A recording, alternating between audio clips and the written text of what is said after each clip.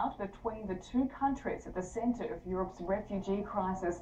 Hungary has accused its neighbour Croatia of violating international law after the country started returning thousands of refugees back over its borders on trains and buses. The Hungarian authorities are furious.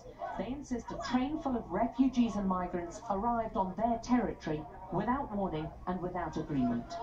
The Hungarian disaster unit says there were about 40 armed Croatian police on board escorting them, an incident they say is a serious violation of international borders. For those on board, this is a progress of sorts.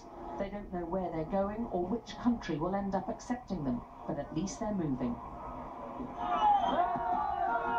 But these are the people no one seems to want, and at the entrance to Slovenia, riot police use tear gas to keep them away.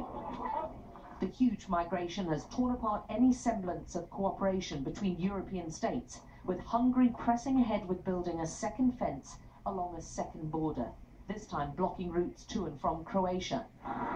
But the arrival of hundreds of migrants bussed back over from Croatia threw them into confusion and seriously strained relations between the two countries. We are dealing with it on our own, and we said from the beginning that we could deal with thousands, but not with tens of thousands. What we see today is a complete failure of the Croatian state to handle migration issues. What is more, we see intentional participation in human smuggling, taking these migrants to the Hungarian border.